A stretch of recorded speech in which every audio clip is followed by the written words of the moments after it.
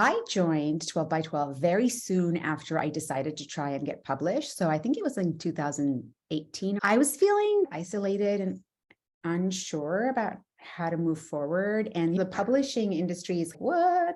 You don't really understand it. And then I discovered 12 by 12, and I don't know if it was on social media or if someone told me about it, but it was like this aha moment for me when I dove into 12 by 12, because it was a community of writers who were trying to figure it all out, just like me.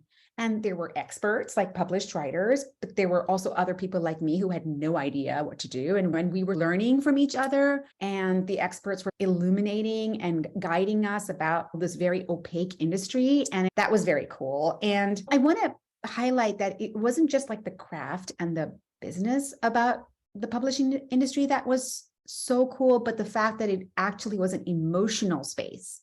Like it was a safe space. It was like my emotional safety net. I could go there and to know that I was part of that community as to actually learn about the craft in the publishing business.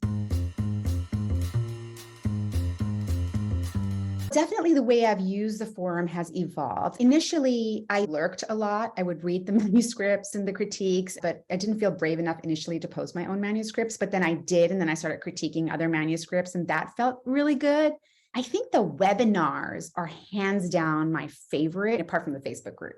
I felt like even if you do nothing else in 12 by 12, even if you don't get down to 12 manuscripts a year, the webinars are worth it. And I say that to anyone who's like, I don't know if I can write 12 manuscripts. I'm like, you don't have to. Like, there's no compulsion, but just join for the community and the webinars, and you'll get to hear the agents, the editors, the writers share their knowledge. I remember the Jane Yolen webinar, and I remember her saying, no matter what editors tell you they want, write the story that's in your heart, because at some point in time, it's going to sell. That made me feel more confident about the kind of things that I was writing. What else? Of the elves and all the information they provide on the forum. So my nonfiction elves, thank you, Kristen Larson, like just amazing. I got a lot of information from the elves about particular genre and resources that I could also harness from them. So that was great.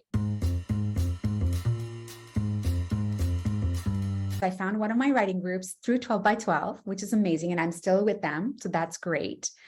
I have now sold 8 picture books. So my first picture book that came out in June is called American Desi. It's a rhyming picture book about a young Indian American girl who's straddling both her American and Indian sides and trying to figure out who she is, and actually coming to the realization that she doesn't have to choose, and that she can embrace all the sides of her, and that she's amazing. And then my second book, My Pati Saris, which came out this November, is about the relationship between a grandma, Pati means grandma, and her grandson. And the little boy shares how much he loves his Pati Saris and the kind of safety and love and warmth that she provides for him, and how connected he feels to her. And then the relationship unfolds literally through the saris that she shares with him. I have 2 coming up next year, 2 the following year, and I had sold 2 this year, neither of which have been announced.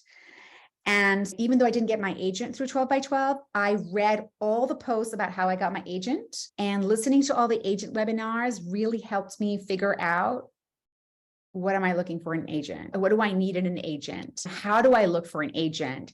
How do I research for an agent? So all of those things I took from 12 by 12 for sure. I want to just give a shout out for the jingle. So you want to be a picture book writer? I'll just periodically go on just to play it and listen to it. I think it's fabulous.